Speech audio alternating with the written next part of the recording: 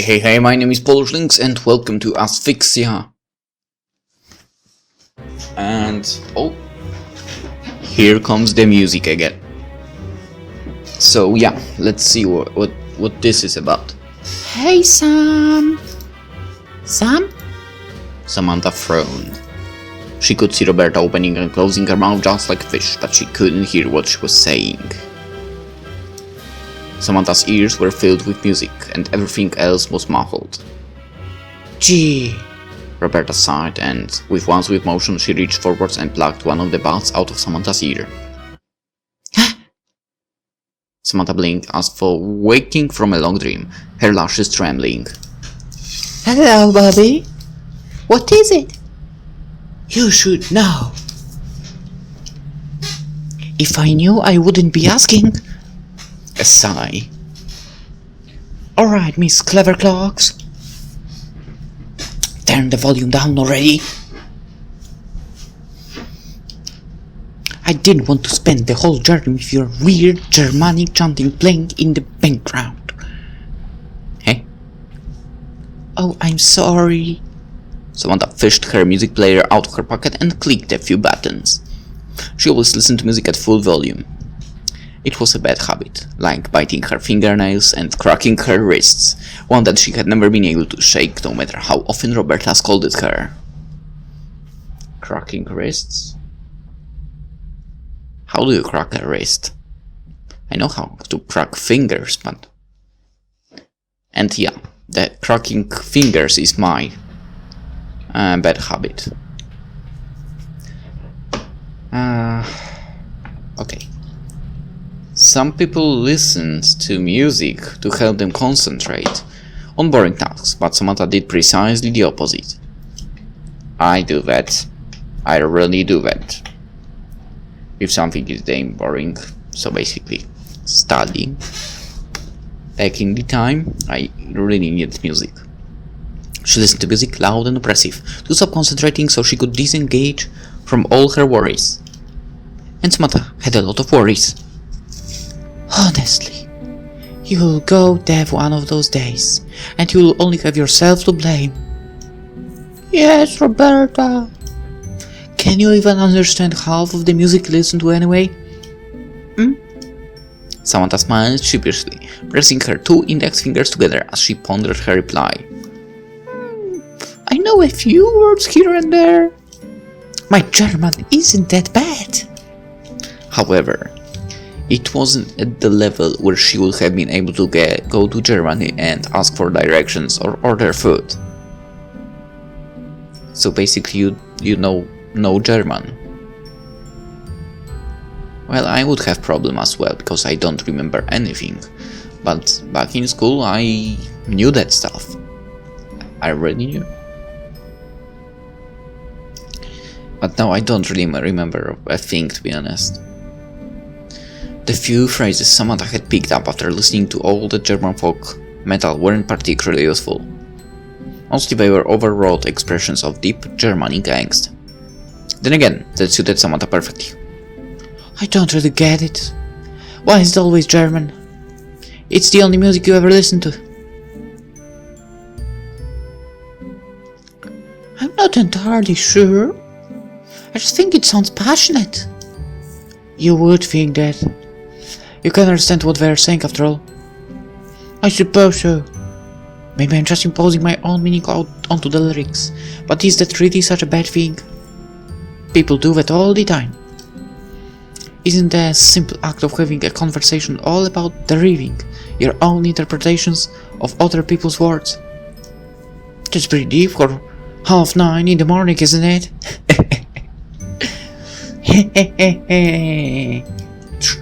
I apologize. Maybe I woke myself up a little too efficiently. Samantha held up a half-empty can of the Tiger Print energy drink, which had been resting between her figs for the last 10 minutes or so. Roberta eyed the now lukewarm can with an untrusting eye. Just how many of those have you had anyway? In the last half hour? I think this is my third. Your third? That's right. Is there anything wrong with that? Yeah, Roberta stared. By the way, I've seen something disturbing lately. Like, some guy was drinking energy drink and vodka together, and really, he drank a ton of that, and literally you could see his heart pumping through the skin. Really terrifying view.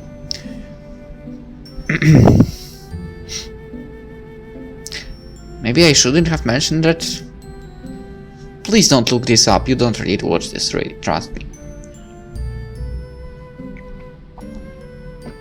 It really would be not a really good sight to see.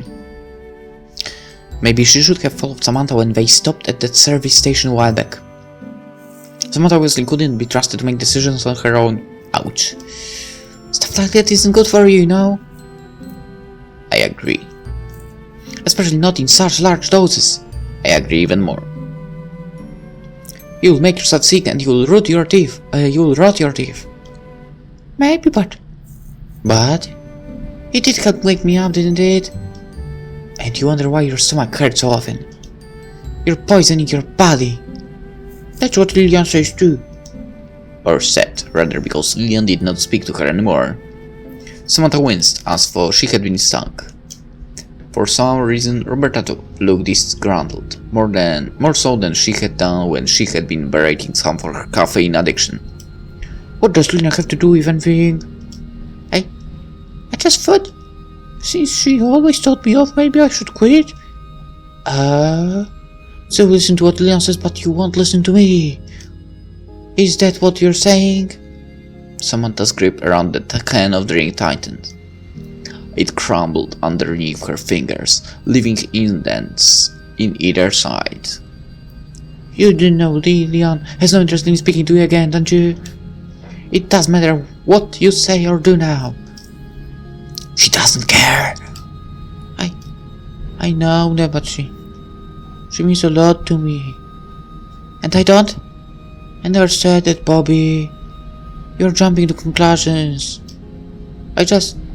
Samantha bit down her lower lip. How could she explain herself when she did not fully understand what she meant either?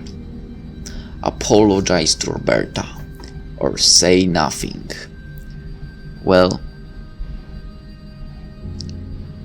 she kind of don't know how to say so. I would go say nothing, probably. Samantha's shoulders slumped, as though crushed by a heavy wave, much like Atlas carrying the entire world on his shoulders. Samantha did not have any pretensions that her worries were worth nearly as much as that of the whole planet put together, but her worries certainly felt very pressing to her as they bore down against her brain. She did not say anything. She could not. Roberta was right, after all. If Samantha had to pick between Roberta and Lillian, she knew she would choose Lillian each and every time, even though spending time with Lillian only hurt her. Roberta could be aloof, but she was neither as cold nor as callous as Lillian could be. Samantha had known Roberta since she was 11 years old, and Roberta had always been there for her, even if she did preface her help with complaints. Samantha still had fond memories of sleeping in Roberta's dorm room. During her first year at St. Mary's, when she had been anxious and unsure, incapable of spending the night alone. Samantha owned Roberta a lot, and yet, despite that, she could only bring herself to like Roberta. She liked Roberta a lot, but her feelings towards her were not the same as her feelings towards Lillian. Or so she only thought.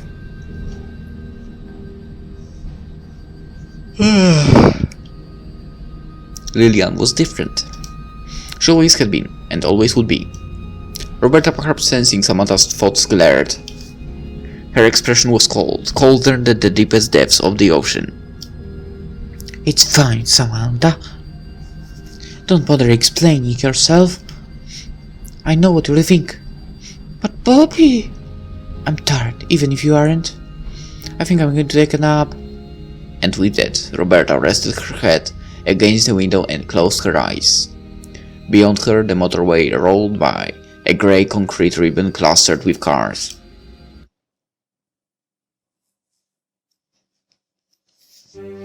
Oh, I'm finally here! I'm finally free! Samantha couldn't help but note that the Quincy sounded a great deal more cheaper than she had looked on the couch earlier. The Quincy's smile was wide, her eyes sparkling. It seemed she had already recovered from poor Hannah's untimely death. Samantha sighed. Why had she assumed there was something very wrong with the Quincy anyway? Lillian was right. She really did have a morbid imagination, always assuming the worst like that. Alright, Dick Quincy, don't go running off on your own. I'm a teacher, not a shepherd, and I have no desire to hunt down any errant students who may stray from my flock. Yes, miss. And the same goes for the rest of you. Miss Poe turned to face the congregation of Sandmer students, her hands on her hips. If any of you get lost, I'm not going to trouble myself over it. You are not in primary school anymore. You are old enough now to take some responsibility for your actions. Yes, miss. Yes, miss. Yes, miss. A dull chorus of voices answered back, fronted by the Quincy. Why did she sound so cheerful? Was it because she had an excuse to hang around Lillian for 2 whole days, and maybe even shock, scandal, see her in her pajamas? The Quincy had always loved Lillian, so now that I think about it, that geography trip is basically a normal school trip that takes a few days, right? You sleep in hotel and so on, or some place like that, right? And that's all. I was on trips like that also in actually not also, but only in primary school actually. We never had such thing in high school. Well, on the 3rd year we basically stayed in the school all the time because our teacher, like, you know, what you would call a homeroom teacher basically, was changed because the first one was pregnant, so you know. And basically, first 2 years were really great. We were basically the class that went on some one-day trips the most often in the whole school. And on the 3rd year, during 3rd year, I don't know, maybe we went something twice, and it was always when the whole school was going somewhere. So it's nothing special really. But yeah, returning back, in primary school I was on old trips like that, you know, class trips somewhere. There were also other classes, but you know, you go with whole class. Well, if all the people would go, that would be a whole class, but you know, most of the class. And I was then in,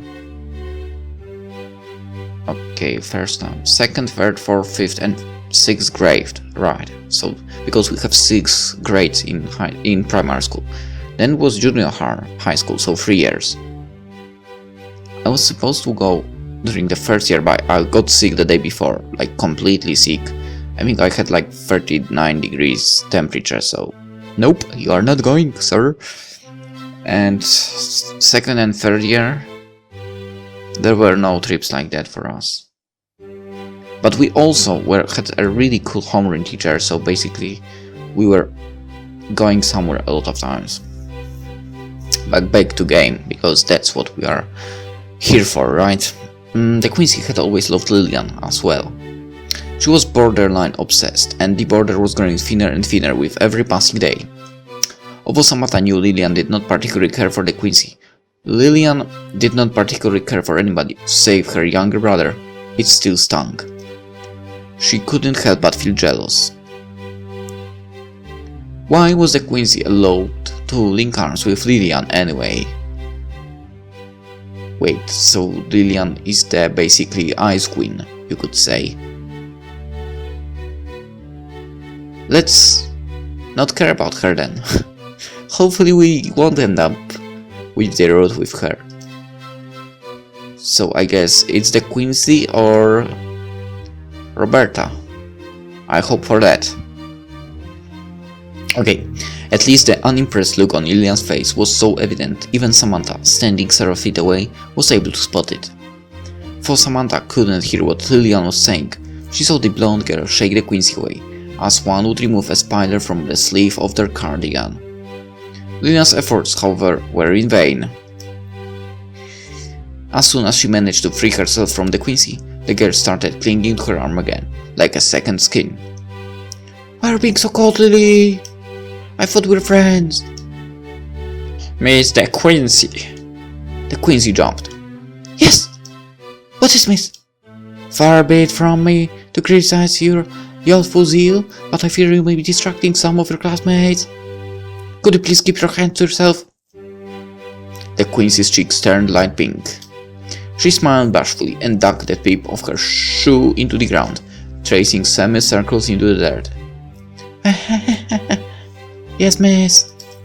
As Miss Pope lectured the Quincy on her poor conduct, Lillian took this as an opportunity to disentangle her arm from the Quincy's and walk away.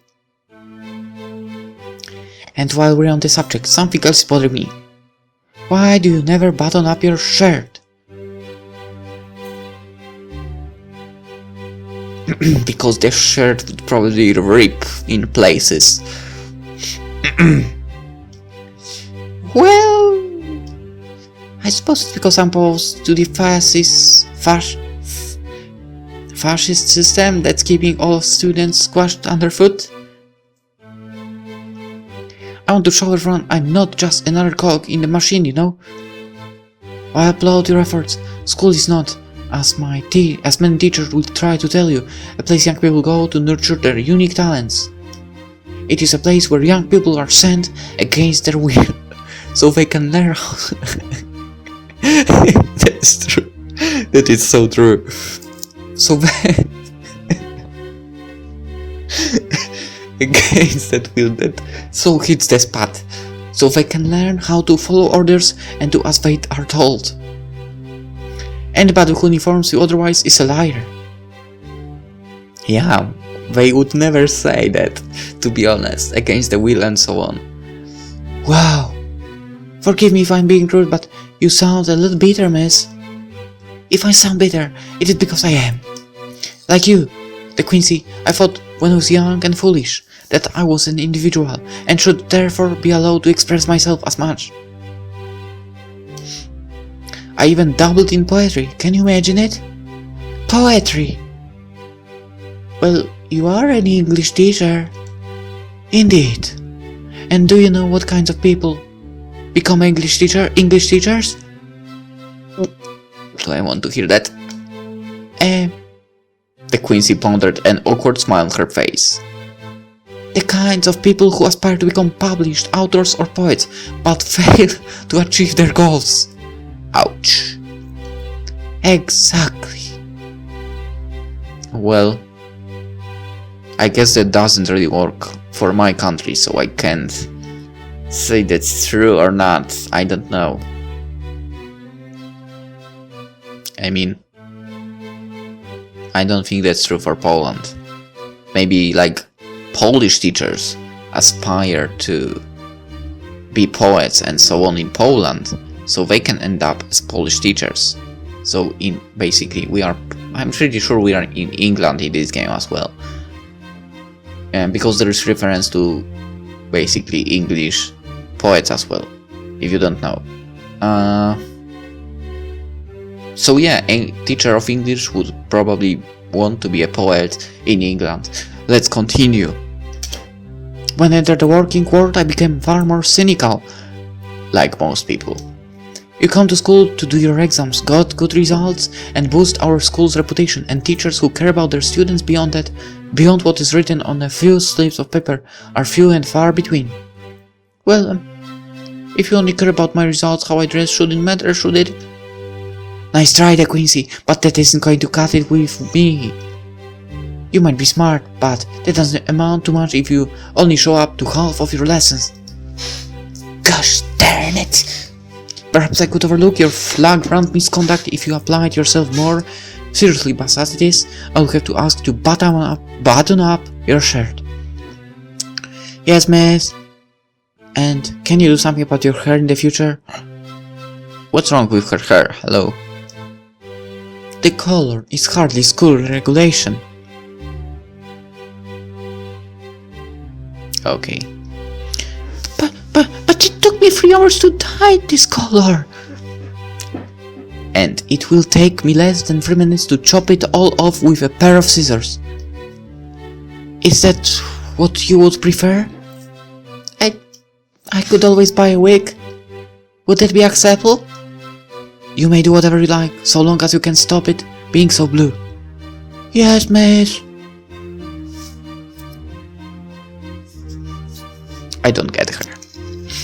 She looked good in this color. Finished with the rebellious De Quincy, Miss Pope turned her eagle eye towards Samantha. Samantha was struggling along at the rear of the group, her face pale, one hand on her stomach. From a distance she almost looked like a wounded war hero, limping away from the carnage of the battlefield to find an undisturbed place to die. On closer inspection, however, she looked like what she truly was, a foolish girl who had ingested far too much caffeine far too quickly, and now was suffering the consequences. Heh, ouch. Miss Pope, being Miss Pope, had no sympathy.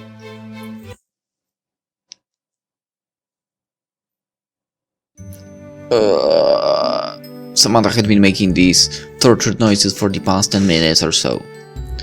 Each small utterance that escaped her lips was invariably coupled with a gurgle from her stomach. She wasn't going to be sick, was she? She sincerely hoped she wasn't. Not on her geography field trip, in front of her class. That would be so humiliating. Roberta looked at her, half sympathetic, half smug. It seemed she had gotten over her momentary irritation on the coach, perhaps because Samantha now looked so dreadful. Are you alright? I feel like I'm going to be sick. Well, I did warn you. But by that point it was already far too late. You look even sicker now than you did when you drank all that absinthe. Don't even talk to me about absinthe. I've learned my lesson. I already thought I was going to die back then. I even started to write out my will. Of course, it only made me feel even more terrible when I realized how few friends I have distributed my unimpressive amount of personal belongings with. How nice. It was the exact opposite of nice. I felt awful. Then why did you drink it? Because I'm young? I wouldn't do that. I want to try new experiences. That was stupid of you. Broaden my horizons. That's not broadening the horizons. Strengthen my mind. Okay, absinthe definitely wouldn't strengthen your mind. But all you strengthened was your gag reflex. Hey. Samantha wrapped her arms around her stomach even tighter and hiccuped.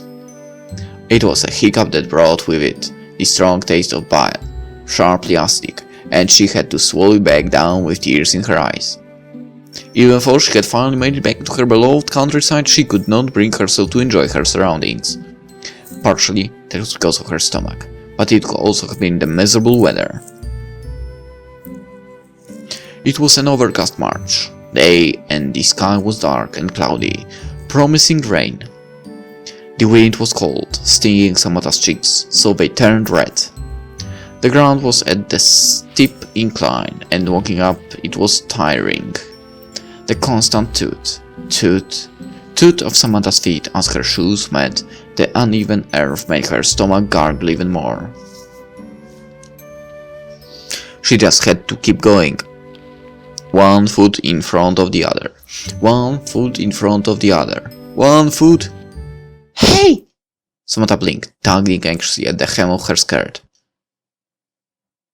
The person standing before her was the very last person she had expected to see. It was Lillian. Roberta frowned, looking at Lillian in much the same way as a disaffected medical student bored from endless dissections might regard a corpse. Yes? What do you want? And the pair of you to pick up the pace. You are slowing the rest of us down, and Miss Poppy is growing impatient. That may be the case, but what authority do you have to berate us, Lillian? I have every authority. No, you don't. I am the head of the student council, as you should be aware, given you are the treasurer. You don't have the authority, sorry. We have attended enough meetings together that I thought you would remember, or else is my face so very nondescript you forgot? No, that isn't it. The passive aggression between the two girls was almost tangible. You could have cut it with knife. Samantha gulped. This time it wasn't because she felt sick. For Robert and Lillian had a great deal in common. Samantha thought so, at any rate, but she knew full well both girls would have disagreed with her. The pair had never really gotten along. Their enmity was not immediately obvious to the untrained eye, given they were always rigidly polite when they spoke to one another, but their voices were cold, stretched out over several years' worth of tension. I'm surprised that you are speaking to us at all, Miss Student Council President. I thought you would have better things to do. I do. How charming. I could say the same about you to you. You could at least thank me for my concern. Thank you for concern, Lillian. I suppose that's fine. Yeah, there was no sarcasm for sure. Lillian looked Samantha over for a few moments, their expression inscrutable, eyes piercing. Hey! Samantha jumped as though she had been poked with a pin. She had not expected Lillian to address her, even though she had not used her name. Even Lillian had been ignoring her pointedly for almost 3 months. It seemed rather strange that she would choose to engage in conversation right now. Despite that, Samantha attempted to keep her cool. She blinked, eyelashes fluttering, and tried to meet Lillian's gaze. Tried and failed. Samantha clenched her hands to fists at her sides, trying to stop them from shaking, and spoke. Yes? What is it? You look rather unwell. Is there some kind of problem? Fine, I'm fine. Are you sure? Well, Samantha bit her lower lip. Her hands, balled into fists by her sides, started to tremble. I thought you were ignoring me. I really did miss you. It's nothing, don't worry. I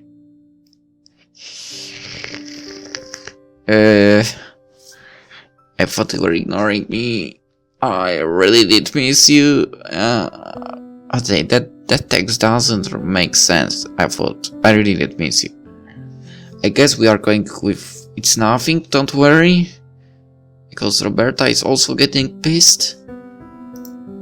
Samantha let her head hang until it seemed in real danger of slipping right off her neck and shattering onto the floor into 1,000 porcelain pieces.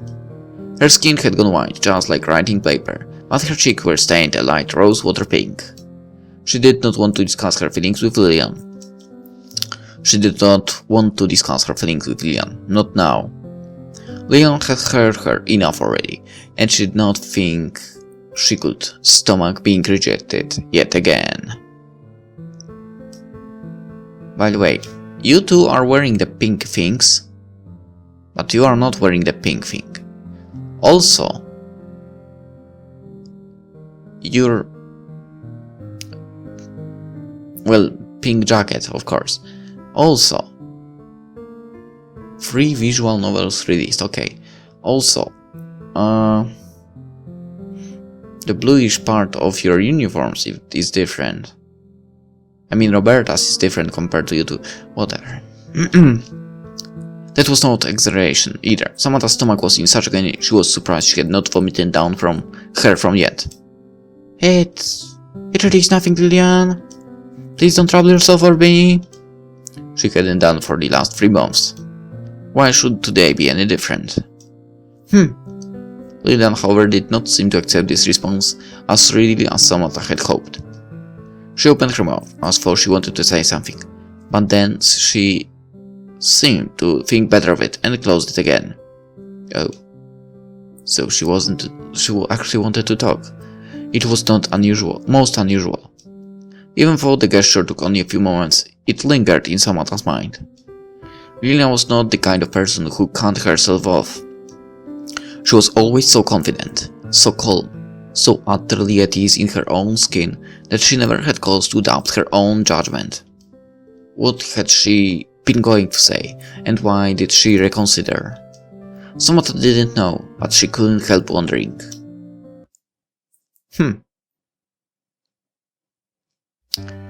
Miss, do you know if we're nearly there yet? More or less. I believe that the Young Hostel is only a 10-minute walk away. Oh, that's good. My feet were starting to hurt. However, it would be a shame to turn in this early, wouldn't it? It is not even 3 PM yet. It's freaking 20 minutes to 2 AM already. What are you talking about? For me, a collective murmur of disappointment resounded throughout the group of assembled girls. After their 4-hour each coach journey, coupled with the 2-hour walk, most of the girls were tired, already prepared for a good night's sleep. Really surprising. On my kinds of trips, we were walking for the whole day. Yeah, really. Miss Pope smiled sweetly. Truly, it was the smile of an angel. Now then, this would not be a proper school trip unless there was an itinerary of exciting academic activities lined up, would it not? Another groan. Come on now, don't sound so downhearted. Learning is fun, isn't it? Yeah, That was why you agreed to go on this trip, right? no. It certainly was because we wanted a free holiday, was it, Mr. Quincy? No, of course not. Samantha noticed that the Quincy still had not buttoned up her shirt. Maybe Miss Pope didn't care anymore. Despite her authoritarian ways, she could be rather fickle. Anyway, I'll be handing the worksheets out to you now. What? They have tasks printed on them that you must complete within the hour. But before that, there's something I need to do. How silly of me to forget. Everybody, stand still and be quiet for a few moments. In less than a second, the chatter of the Sandmare's girls died down. The silence was so sudden it was unsettling, as for the cluster of girls in their light blue uniforms had been sucked into a void. Nobody argued with Miss Pope, not even when she spoke like that. Even Georgia Byron, a real lady by birth, fell silent mid-conversation with Persephone's Shelley. Good. Her lips pursed. Miss Pope began to do a quick head count. Now that I have ascertained you are all here, I'm going to divide you up into groups of 4. And yes, I'm aware we have an odd number of students. Thank you, Miss De Quincy. Despite being an English teacher, I can still do primary level mathematics incredible fault. That may seem. So that will be 5 groups of 4 and 1 group of 3. Now let me see. How am I going to divvy you up? At these dreaded words, the students of St. Mary's began to cluster together, clinging to one another as for dear life. Samantha noted that once more the Quincy had wrapped her arm firmly around Lillian's. The sight stung rather more than it should have. Did the Quincy have no concept of personal boundaries? Perhaps not, given what had happened over Christmas. What happened? Please tell me, what happened? I want to know. Right now, tell me. Please. No, that was a bad thought. Samantha did not want to think about that. Please think about it, I want to know. Her stomach was hurting enough as was. Okay, concentrate, do not. Hello, energy drinks to come back. She did not want to make her head hurt too. Oh, you girls. Miss Poe started, serving her students with undisguised disdain. You're all so predictable. I already left being separated from your best friends. It will only be for 2 days. Where's your sense of adventure? I always thought an integral part of any school trip was to have new experiences, to interact and form bonds with others you would normally avoid. Isn't that right? Although she spoke with a sweet smile, there was something sinister lurking under the surface of her expression. Samantha shivered. She knew Miss Pope well, and she was well aware of how sadistic she could be. Miss Pope always seemed to take great delight in setting group tasks during her English lessons.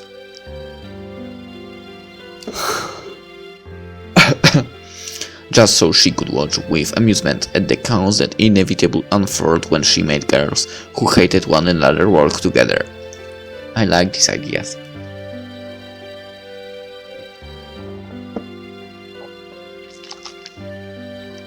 But yeah, in the future it's not like you will work with people you actually like, right? Maybe you will hate all of them, but you will still have to work with them. Miss Pope's stature wasn't the only childish thing about her. She experienced the same ill-gotten glee when it came to causing lesser living beings pain and misery that small children did when they set ants on fire through magnifying glasses or cut worms in two with their mother's sewing scissors. Ouch. This was not going to end well. This was not going to end well at all. And as Samantha had feared, she had been right. She was always right about the things she didn't want to be right about. That was just further proof that the world was a cruel place. So you ended up with Roberta, Liliana, and De Quincy. Am I correct? No. Hello, Georgia. I believe we've never met before.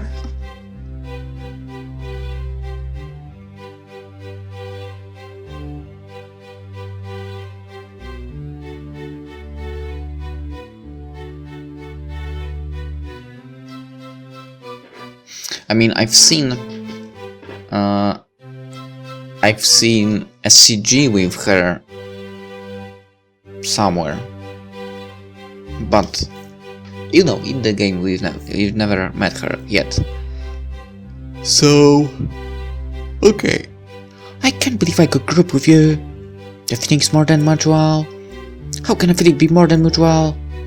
I know you want to one-up me, Bobby, but that kind of hyperbolic exaggeration doesn't actually make any sense. If you want to correct people, do it over YouTube. Yeah. I'm not in the mood. Oh, I thought you would be happy, Bobby. And what exactly should I be happy about? Why? That I was trying to teach you something new, of course. Education is very important. Being from Bristol, you probably didn't have much in the way of it during your younger years. Where I'm from is completely irrelevant. As if a person like you could have anything to teach me. Heh. Georgia Byron smirked, her pointed incisors off on prominent display. Sometimes Samantha wondered, did Georgia file her teeth just as other people filed their nails to make them that sharp? They couldn't have been natural, could they? If they were, Samantha felt incredibly sorry for Georgia's mother. She must have been quite a handful as a baby. I understand you. I understand what you mean now. Ouch. Or mouthful, rather. Are you trying to talk down with me? You... Perhaps I am? What of it? I hope you haven't forgotten, Bobby, that I'm Lady Georgia Gabriella Byron, the 6th Baroness Byron. Of course I haven't forgotten, and it is unfortunate too. If I could, I would erase every single memory I have of ever interacting with you. Jealousy can be a very bitter pill to swallow, can't it? Why would I be jealous of you? Oh, I don't know. Maybe it's because I'm a real lady, while you are nothing more than the daughter of a millionaire from Bristol. Millionaire? How rude! But sometimes it is necessary to say rude things to stop certain people having delusions of grandeur. Alright, I think I don't like her. Georgia smirked unpleasantly. With one single swift motion she moved forwards, bringing her face within inches of Roberta's. What are you doing? Get away from me! I'm just thinking. Georgia giggled, thinking of few strands of Roberta's hair between her fingers. Roberta's hair was soft to the touch, and a rather pretty color too. Under a bright light, it was like marmalade. Now, however, even the sky was overcast and the sun was shrouded by clouds. It was more like burnt sugar. Just because you know how to use a curling iron, that does not mean you are a lady. You might have a pretty face, but that won't last for long. My title, however, is something I can never lose. Really? I think it's possible to actually lose the title like that, right? Or am I wrong? I'm always going to be superior to you, no matter how long you spend fusing over your hair each morning. So if I were you, I would think a little bit more seriously about how you address me in the future, my dear Roberta.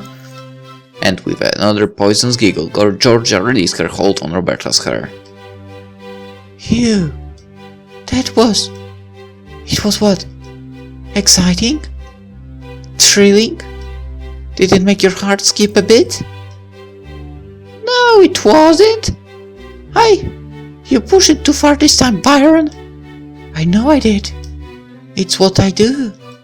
The real question is how you're going to respond. I await with bated breath for your, no doubt, incredibly witty response.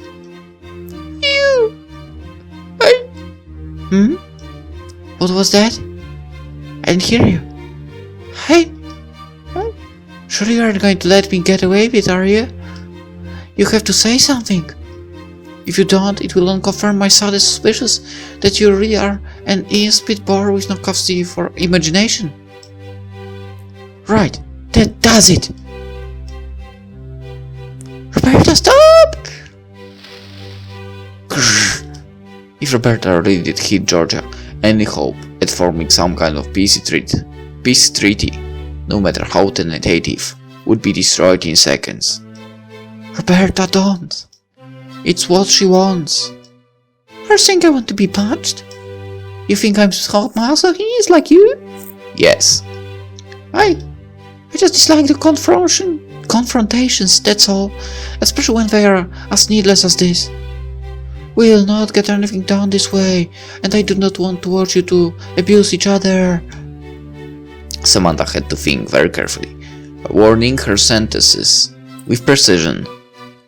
Georgia was the kind of person to pick up on the smallest of openings in conversation and then exploit and open them up for her own amusement. Unfortunately,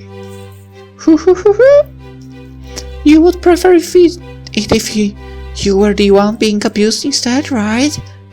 She had not been careful enough. Isn't that why you've been chasing after Lillian for so long? Even though she no longer wants anything to do with you? Samantha winced.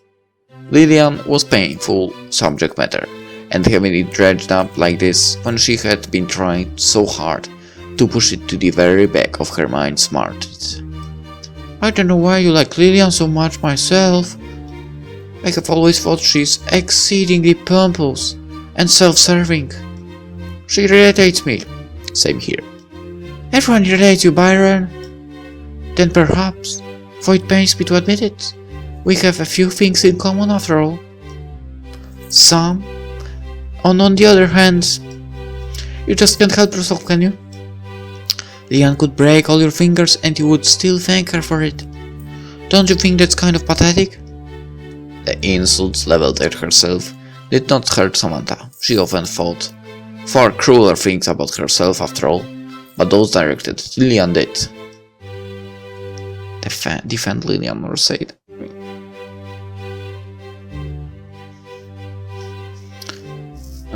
She could not simply stand there while Georgia insulted Lillian, could she? Could she?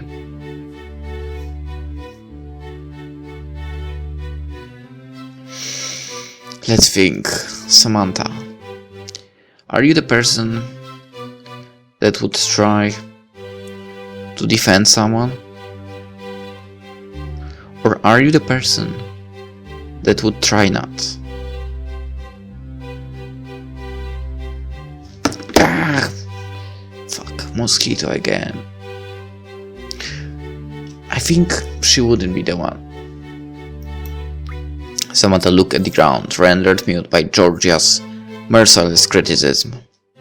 How could she respond when a small, mutinous part of her being, a part she did not want to admit she possessed, thought Georgia had a point? It was true. Lillian could be pompous and she could be self-serving. She was cold and she was distant. Samantha had thought these things before and more besides. The only difference was, unlike Georgia, Samantha would not say such things out loud. She could not. She loved Lillian too much for that. Georgia snorted. So tell me, as I have no reference to point to go on, being fortunate enough to have never been so deluded in my life, how does it feel to be besotted with an ice princess, so in love with her own genius, she would sooner walk poetical over her own reflection than comfort you? Samantha's face turned deep scarlet. Her whole body trembled, like the flickering flame of a candle. Sensing and being sensitive towards Samantha's discomfort, a soft voice attempted to cut through Georgia's ruthless remarks. Now. Hello. Let's all try to get along, shall we? The voice belonged to Persephone, known to all as Percy Shelley, a gentle-looking girl who was always bundled up in her oversized school sweater, even during the summer. Are you trying to tell me what to do, Percy? No. Although Percy's voice was quiet, there was a certain kind of determination to it. She was one of the few people who was capable of scolding Georgia when she had gone too far. Just think that Samantha has a valid point. We'll get this task done more quickly if we cooperate. After all, isn't that what school trips are all about? Miss Pope said it too. Forming bonds, new friendships, working as a team. Even amongst people who, at a glance, may seem completely at odds with one another. You don't think Miss Pope really believes all that, do you? Well, I suppose not, but there is no reason why I can't believe it. In theory maybe, but theory never works out so well in real life. Percy pouted. That's no good, Georgia. Your lazy cynicism is the reason why these theories never work. It's because you don't try. You mean if I learned to change my weak ways, the whole world would become a peaceful utopia overnight? Of course I don't mean that. I just think if you stop being so pessimistic, you could make a difference. Everybody holds the potential within themselves to make a change. Yeah, sure. And that's why peaceful protests work so well, isn't it? I wish you would stop being so prickly, Georgia. It's not necessary. Yeah. For a so-called lady, you aren't very good at remembering your manners, Georgia. Oh, do be quiet, Bobby. Your voice grates on me. Samantha surveyed the other three girls with a not entirely unfounded sense of trepidation.